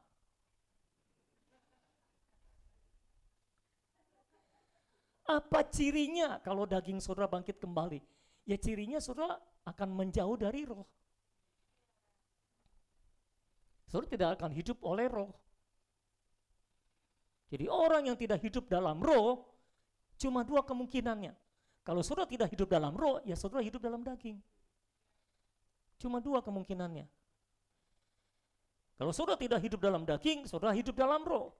Bagaimana caranya saudara bisa terus hidup di dalam roh, dan salibkan daging. Saudara harus menaruh salib pada daging. Karena ketika saudara melepaskan salib pada daging, daging akan bangkit kembali. Bagaimana caranya menyalibkan daging dengan segala hawa nafsu dan keinginannya? Setiap kali dia muncul, disangkali.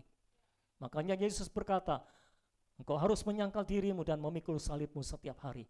Menyangkal diri, memikul salib adalah mematikan daging. Mematikan daging dengan cara menyangkal diri. Semua hal yang bukan berasal dari Tuhan harus disangkali. Jadi apa yang harus saya lakukan? Ketika pikiran saya tidak memikirkan hal-hal yang dari roh, ketika pikiran saya mulai tergoda untuk memikirkan hal-hal lingkungan saya, apa yang terjadi di sekitar saya, apa yang saya lakukan? Di dalam nama Yesus, saya menolak pikiran alamiah. Di dalam nama Yesus, saya menyangkali pikiran alamiah. Ketika emosi saya terpancing dengan hal-hal yang ada di sekitar saya, apa yang saya lakukan? Dalam nama Yesus, aku menyangkali emosiku. Emosi alamiahku, aku hidup dalam roh.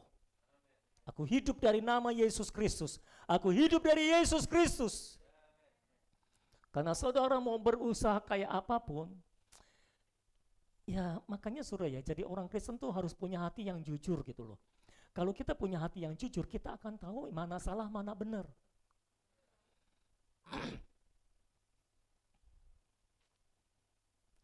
Semua saudara sudah pernah mengalaminya. Saudara berusaha dengan berbagai macam cara. Kalau saya tanya dan saudara jawab dengan jujur, saudara berhasil atau enggak?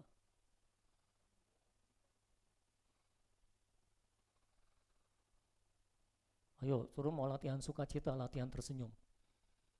Tiap hari tersenyum di depan cermin, ketemu siapapun tersenyum, senyum, hehehe. Naik busway, ketawa sendiri.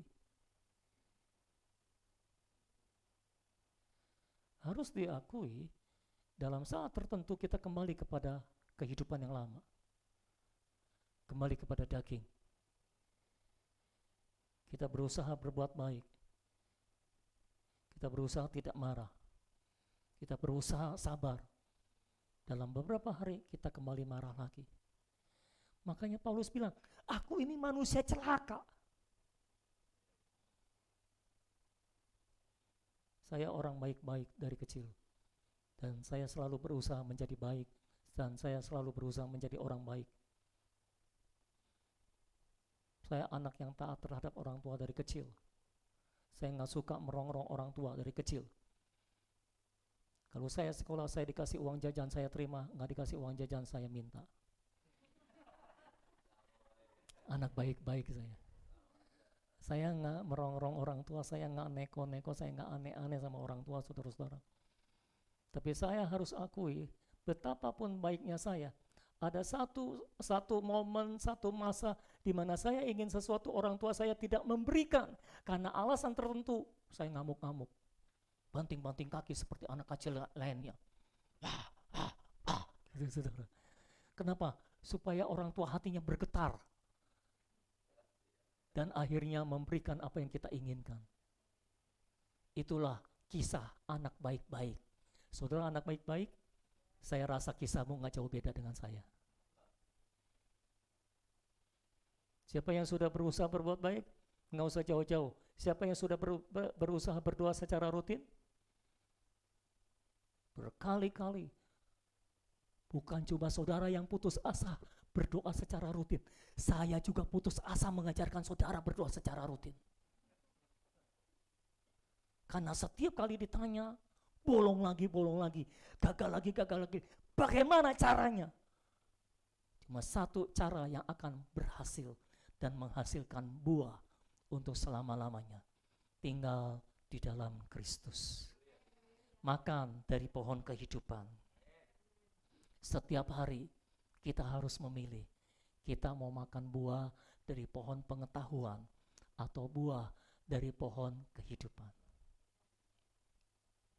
Seringkali saudara-saudara, ketika saya berkata A, lalu orang lain berkata B, saudara-saudara. Dia ngomong berasal dari pohon pengetahuan. Saya ngomong berasal dari pohon kehidupan. Makanya susah ketemu saudara-saudara. Jadi apa yang harus dilakukan? Ya sudah, kita doa saja.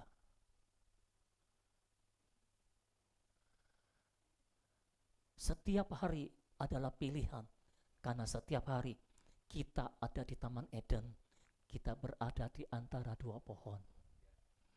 Kalau saudara memilih yang benar, saudara makan, saudara ambil pohon kehidupan, menjadi kehidupan saudara. Saudara makan dari pohon kehidupan, engkau akan menikmati kelimpahan Taman Eden tanpa bersusah payah.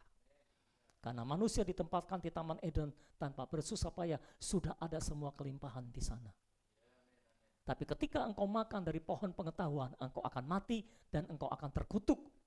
Dan bukan hanya engkau yang akan terkutuk, tanah pun akan terkutuk karena engkau. Artinya apa? Engkau akan bersusah payah mencari rezekimu. Engkau akan bersusah payah untuk memenuhi kebutuhan hidupmu. Maafkan saya kalau saya harus terus terang. Bagi saudara-saudara yang masih terus bergumul dengan kebutuhan hidup saudara, bagi saudara-saudara yang masih terus bergumul dengan pemenuhan kebutuhan hidup saudara, apa yang harus saudara lakukan? Makan dari pohon kehidupan setiap hari. Dengan sendirinya pergumulanmu tentang kebutuhan akan selesai. Bukan tugas kita untuk berusaha bergumul memenuhi sebuah kebutuhan kita. Tugas kita adalah tinggal di dalam Kristus dan hanya itu saja. Selebihnya Tuhan yang akan memenuhi kebutuhan kita. Saya ulangi sekali lagi, Tuhan yang akan memenuhi kebutuhan kita. Saya sudah jadi hamba Tuhan full time sejak lama, dan saya nggak pernah takut kebutuhan saya tidak terpenuhi. Kadang-kadang aja sih takut. Ya ada tegang-tegangnya juga kadang-kadang saudara. Tapi saya melihat sepanjang umur hidup pelayanan saya, dari saya full time sejak sekarang, Tuhan tidak pernah meninggalkan saya. Tuhan selalu cukupi semua kebutuhan saya. Dan Tuhan tidak pernah meninggalkan saya. Saya tidak pernah meminta apapun juga dari siapapun juga. Karena Tuhan adalah penyedia bagi saya. Dia adalah Jehovah Jireh saya. Makanya kenapa kita harus bergantung kepada Kristus? Karena Kristus adalah segalanya. Dialah Jehovah kita. Dialah Jehovah Jireh kita, Allah yang menyediakan.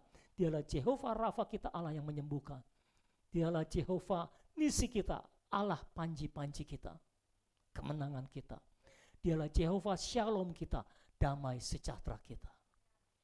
Dialah Jehovah. Itu sebabnya saudara tidak perlu beralih kepada yang lain. Kristus saja cukup. Dan memang pusat kehidupan kita harus Kristus, pohon kehidupan. Makanya pohon pengetahuan ada di tengah taman. Pohon kehidupan juga ada di tengah taman. Ini bicara kita jadikan pusat kehidupan kita itu siapa? Kalau kita menjadikan pusat kehidupan kita Kristus, kita makan dari pohon kehidupan. Tapi jika kita menjadikan pusat kehidupan kita adalah daging kita, iblis, pohon pengetahuan kita, kesombongan kita, maka kita tidak hidup. Maka kita menjadikan pusat kehidupan kita bukan Kristus. Apa yang harusnya kita lakukan? Jadikan Kristus sebagai pusat kehidupan. Karena dialah pohon hayat kita. Karena dialah sumber hayat kita. Dialah segalanya bagi kita. Semua yang engkau butuhkan ada di dalam Kristus. Semua kelimpahan ada di dalam Kristus. Hari perhentian kita ada di dalam Kristus. Bagian yang Tuhan tentukan bagi semua orang kudus ada di dalam Kristus. Dan Alkitab berkata, Allah telah melimpahkan, mengaruniakan segala berkat rohani di dalam sorga, di dalam Kristus. Semua berkat diberikan di dalam Kristus. Di luar Kristus tidak ada berkat yang sejati. Di luar Kristus berkat hanya akan membuat engkau jauh dari Kristus. Di dalam Kristus berkat akan membawa kita lebih dekat kepada Kristus, saudara-saudara. Amin. Jadi apa yang harus kita lakukan? Hidup di dalam Kristus. Apa yang harus kita lakukan? Tinggal di dalam Kristus. Pak, bagaimana Pak? Saya masih terikat dengan sebuah dosa. Bagaimana caranya saya bebas? Kalau engkau mau bebas dari dosa, hidup di dalam Kristus. Jadikan Kristus sebagai hidupmu. Katakan, Tuhan, engkaulah kehidupanku. Rasul Paulus berkata, aku tidak mau tahu apa-apa di antara engkau selain Kristus yang disalibkan. Saudara bisa berdoa juga. Ketika emosi saya bangkit, mau marah, saya berdoa, saya memanggil nama Tuhan. Oh Tuhanku, Yesus Kristus, tolong aku. Aku tidak tahu apa artinya kesabaran. Aku tidak tahu bagaimana caranya sabar. Tapi engkaulah kesabaranku. Aku menerima engkau sebagai kesabaranku. Engkaulah kesabaranku. Aku tidak bisa sabar dengan usahaku sendiri. Aku tidak bisa sabar dengan latihan kesabaran. Engkaulah kesabaranku. Ketika Kristus muncul dari hidup saya, kesabaran akan muncul. Oh Tuhan, aku tidak tahu bagaimana caranya menghasilkan buah roh. Aku tidak tahu apa itu kasih, Tuhan. Aku tidak tahu bagaimana itu mengasihi. Karena kita memang tidak tahu bagaimana mengasihi. Kita penuh dengan kelemahan. Kalau kita mengasihi orang, kita mengasihi orang dengan hayat alamiah kita yang penuh dengan keterbatasan dan yang ujung-ujungnya aku lagi. Kita bilang aku mengasihimu, tapi aku mengasihimu untuk aku. Aku mengasihimu karena aku. Ketika kamu tidak menguntungkan aku lagi, aku tidak mengasihi kamu. Itulah kasih manusiawi. Itulah kasih yang alamiah. Dan itulah kasih yang kita pakai untuk mengasihi orang-orang di sekitar kita sampai sejauh ini. Bagaimana caranya kita bisa mengasihi dengan kasih ilahi? Kristuslah kasih kita. Allah adalah kasih. Bicara tentang kasih, itu bukan sebuah tindakan, itu seorang pribadi. Allah adalah kasih. Kasih adalah pribadi, bukan tindakan. Sukacita adalah pribadi, bukan tindakan. Kesabaran adalah pribadi, bukan tindakan. Siapakah dia? Yesus Kristus namanya. Sebutkan semua buah roh yang saudara tahu. Kelembutan, apa itu kelembutan? Kelembutan adalah Kristus. Kebaikan adalah Kristus. Sekali waktu orang muda yang kaya datang kepada Kristus dan berkata, "Guru yang baik, apa yang harus aku lakukan untuk memasuki hidup yang kekal, untuk mendapatkan hidup yang kekal?" Lalu Yesus berkata, "Bagaimana engkau mengatakan aku baik? Tidak ada yang baik di dunia ini selain Allah." Jadi kalau mau yang baik, itu cuma Allah. Enggak ada yang baik selain Allah. Dengan kata lain, Yesus mau mengatakan, engkau panggil aku guru yang baik, sedangkan tidak ada yang baik selain Allah. Berarti engkau mengakui bahwa aku adalah Allah, karena engkau mengakui aku baik. Tidak ada yang baik selain Allah. Kita manusia yang tinggal dalam tubuh dosa, mau menjadi baik, mau berusaha berbuat baik. Are you okay? Hanya Allah yang baik. Hanya Yesus yang baik. Suruh mau memunculkan kebaikan, Yesuslah kebaikan kita. Yesuslah kebaikan itu. Yesuslah yang baik, hanya Yesus yang baik. Tidak ada yang baik selain Yesus. Tidak ada yang baik selain Tuhan. Tidak ada yang baik selain Tuhan. Hanya Tuhan yang baik. Kebaikan kita dibandingkan kebaikan Tuhan tidak ada apa-apanya. Itu sebabnya saudara-saudara, apa yang bisa kita banggakan? Kita hanya bisa bergantung kepada Yesus. Kita bisa hanya hidup di dalam Yesus. Itu satu-satunya harapan orang Kristen. Itu satu-satunya harapan manusia. Kalau kita tidak tinggal di dalam Kristus, kita tidak punya harapan. Kalau kita tidak hidup di dalam Kristus, kita tidak punya harapan. Kalau kita tidak menjadikan Kristus sebagai Tuhan kita, kalau kita tidak menjadikan Kristus sebagai kehidupan kita, kalau kita tidak menjadikan Kristus sebagai segala-galanya bagi kita, kita tidak punya harapan. Manusia itu semata-mata dosa karena sudah tinggal di dalam tubuh dosa. Tapi Kristus membenarkan kita yang berdosa.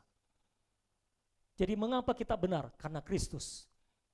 Apa yang membenarkan kita? Kristus. Jadi bagaimana caranya kita jadi orang benar? Hanya di dalam Kristus kita adalah orang benar. Di luar Kristus kita sama sekali bejat, dosa, salah, mati. Hanya di dalam Kristus kita hidup. Hanya di dalam Kristus kita menjadi baik. Hanya di dalam Kristus kita bisa sabar.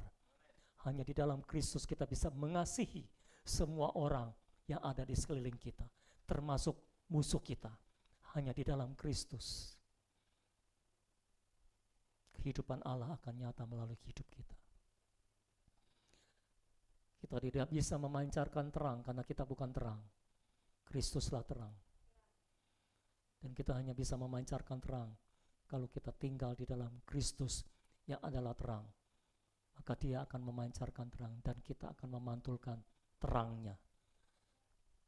Saya harap saudara paham apa yang saya sampaikan. Mari kita bangkit bersama-sama di hadapan Tuhan Allah kita yang ajaib itu. Oh, pandang dia saudara, pandang kepada dia, haleluya. Datang kepada dia saudara, haleluya. Roh Kudus tolong kami. Wahyukan firman-Mu dalam hidup kami.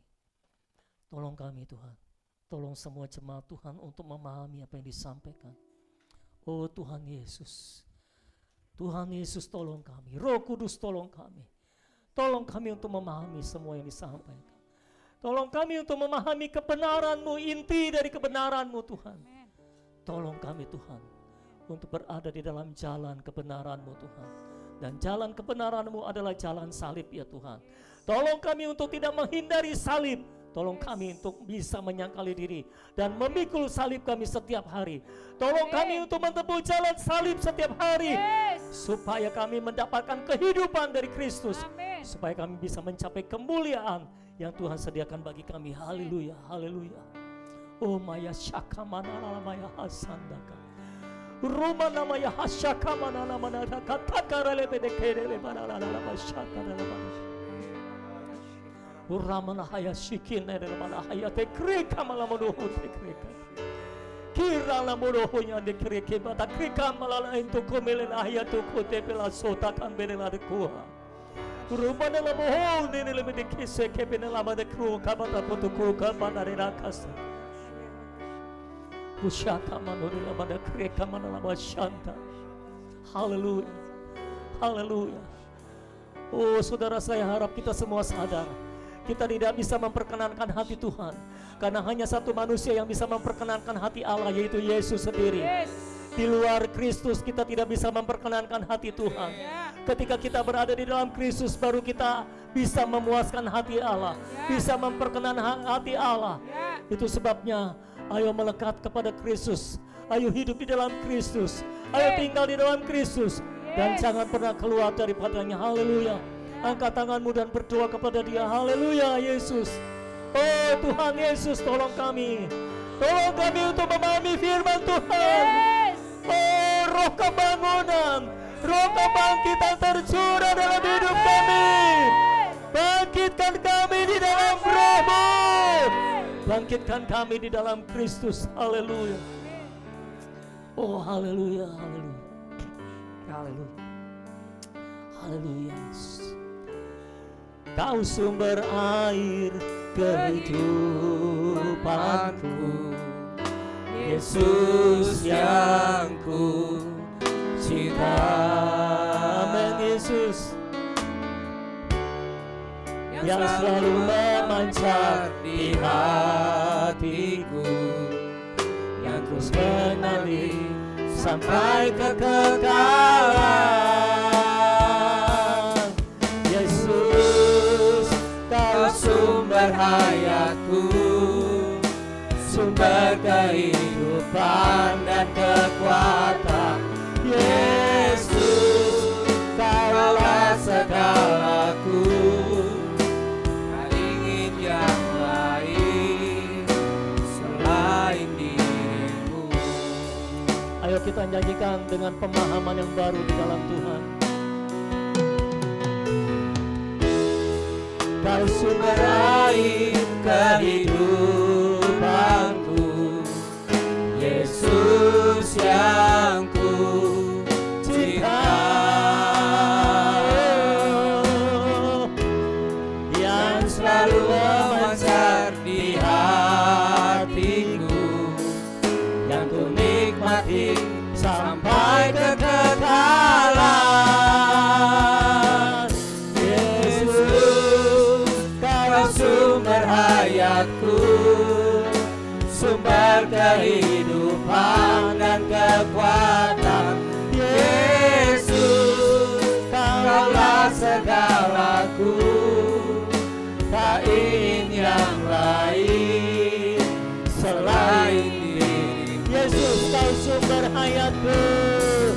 Yesus, Kau sumber hayatku. Percayai Dia, terima Dia sebagai sumber kehidupan dan kekuatan. Sumber kehidupan, Kaulah sumber kekuatan kami ya Tuhan. Kaulah segalaku kami Tuhan. Tak ingin yang lain, kami tidak ingin yang lain selain dirimu. Hanya Engkau yang kami ingini. Yesus, Yesus, Kau sumber hayatku, sumber kehidupan dan kekuatan. Yesus, Kaulah segalaku, tak ingin yang lain selain dirimu. Oh Yesus, Kau sumber hayatku, akui Dia sebagai sumber hayatku, sumber kehidupan dan kekuatan. Yesus, haleluya, Kaulah segalaku. Amin. Tak ingin yang lain. Amin Yesus. Selain diri. Oh Yesus, Kau sumber hayatku. Kau sumber hayatku, sumber kehidupan dan kekuatan. Yesus, Kaulah segalaku, tak ingin yang lain selain diri. Oh Bapa di dari surga kami datang kepadamu pada hari ini Tuhan. Kami bersyukur buat Yesus Kristus yang Kau sudah berikan kepada kami. Kami bersyukur buat Engkau yang sudah berinkarnasi menjadi rupa seorang manusia. Bahkan Kau mengambil rupa ular untuk menyalibkannya bersama dengan diri-Mu ya Tuhan. Dan dengan demikian Tuhan, masalah dosa diselesaikan, masalah iblis diselesaikan, masalah maut diselesaikan. Dengar orang Kristen, di kayu salib Yesus sudah menyelesaikan masalah dosa. Jadi engkau tidak perlu hidup dalam dosa lagi. Yesus sudah menyelesaikan masalah iblis. Jadi engkau tidak perlu bergumul dengan iblis lagi. Yesus sudah menyelesaikan masalah maut. Jadi engkau sudah menang atas maut. Kita adalah orang-orang yang menang, lebih daripada pemenang, oleh karena Kristus yang mengasihi kita, yang telah menebus dosa-dosa kita. Haleluya, haleluya. Oh, sorakan haleluya.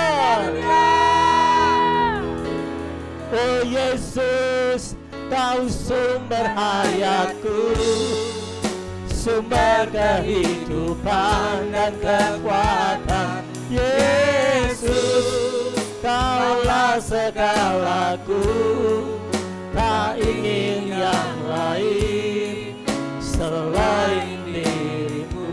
Terima kasih Tuhan, kami mengakui dan menerima Engkau sebagai sumber hayat kami, sebagai sumber kekuatan kami, sebagai sumber kenikmatan kami. Tidak di dunia ini Tuhan, tidak ada yang membuat kami nikmat selain Engkau. Tidak ada yang membuat kami kuat selain Engkau. Tidak ada yang membuat kami hidup selain Engkau.